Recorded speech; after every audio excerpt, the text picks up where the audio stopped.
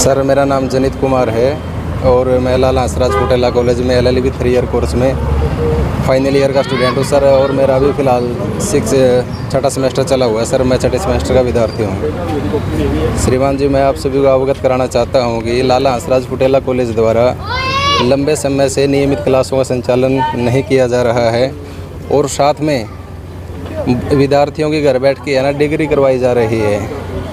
विद्यार्थी घर बैठ के पढ़ाई कर रहे हैं और वो एग्ज़ाम टाइम ही कॉलेज के अंदर आते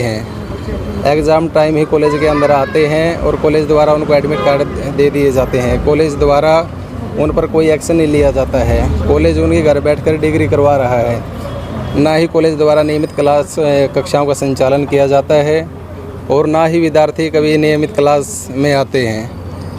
इसके अंदर CCTV कैमरे लगे हुए हैं। अगर CCTV कैमरों की निष्पक्ष उच्च स्तरीय जांच की जाए तो जो नियमित क्लासों का जो संचालन है, नियमित कक्षाओं का जो संचालन है, उसकी सच्चाई सामने आ जाएगी। कॉलेज द्वारा प्रॉपर तरीके से, अवैध तरीके से शिक्षा का व्यापार किया जा रहा है। विद्यार्थियों के घर बैठकर डिग्री करवाई जा रही है। विद्यार्थी जब प्रैक्टिकल होती है हमारी, उसी दिन कॉलेज के अंदर आते हैं। जिस दिन एडमिट कार्ड आते हैं उस दिन एडमिट कार्ड लेके एग्ज़ाम देकर वो चले जाते हैं। यह सरासर बार काउंसिल ऑफ इंडिया और विश्वविद्यालय के जो दिशा निर्देश है, जो नियम है, उनका सरेआम उल्लंघन है। मैं लगभग हमारे चौधरी देवलाल विश्वविद्यालय के कुलपति महोदय जी को 2-3 शिकायत दे चुका हूं और यहाँ पे जो शीर्ष एजुकेशन सोसाइटी है उनके माननीय अध्यक्ष अरविंद बंसल जी है, उनको भी शिकायत दे चुका हूँ और माननीय राज्यपाल महोदय हरियाणा एवं कुलाधिपति चौधरी देवलाल विश्वविद्यालय सिरसा, उनको भी शिकायत मैं दे चुका हूँ। बार काउंसिल ऑफ हरियाणा, उनको भी दे चुका हूँ मैं। उनके जो अध्यक्ष है उनके नाम अपनी शिकायत को मैं ईमेल के माध्यम से प्रेषित कर चुका हूँ। जो राष्ट्रीय अनुसूचित जाति आयोग है, हरियाणा अनुसूचित जाति आयोग है, हरियाणा मानव आयोग अधिकार आयोग है, उनको भी मैं बाकायदा ईमेल के माध्यम से अपनी शिकायत को प्रेषित कर चुका हूँ। लेकिन फ़िलहाल अभी तक कोई कार्रवाई नहीं हुई है। जब मैंने राज्यपाल महोदय को DC साहब से मुलाकात करके शिकायत दी है, उसके बाद विश्वविद्यालय ने थोड़ी सी जांच शुरू की है, जिस जांच के माध्यम से कॉलेज वाले विद्यार्थियों के पास फ़ोन करके ये बोल रहे हैं कि अगर आप कॉलेज में नियमित कक्षाएं नहीं लगाओगे तो आपको एडमिट कार्ड नहीं दिया जाएगा, आपको कक्षा में एग्ज़ाम में बैठने नहीं दिया जाएगा।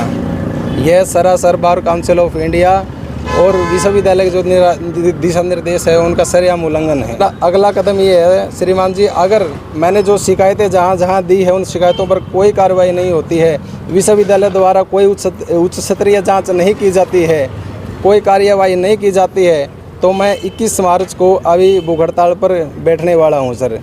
और कॉलेज प्रशासन द्वारा मेरी शिकायत करने पर, वह शिकायत करने से पहले भी लंबे समय से मानसिक तौर पर टॉर्चर किया जा रहा है, क्योंकि मैं अनुसूचित जाति से बिलोंग करता हूं और ये लंबे समय से एक सीक्वेंस में मेरे को मानसिक तौर पर प्रताड़ित कर रहे हैं। ये 7/8/2024 की घटना है। विश्वविद्यालय के अंदर कोई घटना घटती है जिस घटना में मैं शामिल भी नहीं था, उसके बाद भी मेरे को वहाँ पे शामिल दिखाया गया। इनके पास कोई साक्ष्य नहीं है कि मैं वहाँ पे मौजूद था या नहीं था। मैंने इनको रिटन में भी दिया है कि मैं वहाँ पे मौजूद नहीं था। उसके बाद भी इन्होंने मेरे पिताजी के नाम, मेरे गाँव के अंदर इन्होंने मेरे एड्रेस पे मेरे पिताजी के नाम लेटर भेज दिया और साथ में उस शिकायत को इन्होंने अटैच किया था। उसके बाद मैंने जो post matric scholarship schedule caste को मिलती है, उसके लिए 13 तारीख 9वें महीने में अप्लाई किया था फॉर्म। तो उसके बाद अगले ही दिन जहाँ इनको अप्रूवल करना था फॉर्म, इन्होंने रिजेक्ट कर दिया। जिस फॉर्म में सुधार करने के लिए मैंने पंचकुला हायर एजुकेशन डिपार्टमेंट के अंदर धक्के खाने पड़े। उसके बाद हमारी 5वें सेमेस्टर की प्रैक्टिकल थी, ड्राफ्टिंग, प्लीडिंग एंड कन्वेंसिंग की। जो विद्यार्थी कभी कॉलेज में नहीं आए, जो घर बैठकर डिग्री कर रहे हैं, उनके तो इन्होंने अधिक मात्रा में अधिक अंक लगा दिए और मेरे साथ भेदभाव कर दिया और मेरे अंक है ना वो कम कर दिए गए प्रैक्टिकल में। और जब इसकी शिकायत मैंने प्रिंसिपल को बताया कि सर मेरे साथ है ना भेदभाव किया गया है, जो विद्यार्थी घर बैठ के डिग्री कर रहे हैं उन विद्यार्थियों के अपने अंक अधिक मात्रा में लगा दिए और मेरे आपने अंक कम कर दिए, ये मेरे साथ भेदभाव हुआ है।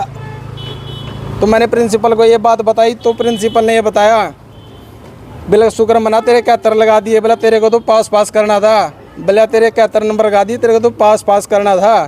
टीचर यही कह रहे थे कि भाई इस लड़के को सिर्फ पास करना है, तेरे तो 71 भी बहुत ज़्यादा नंबर है।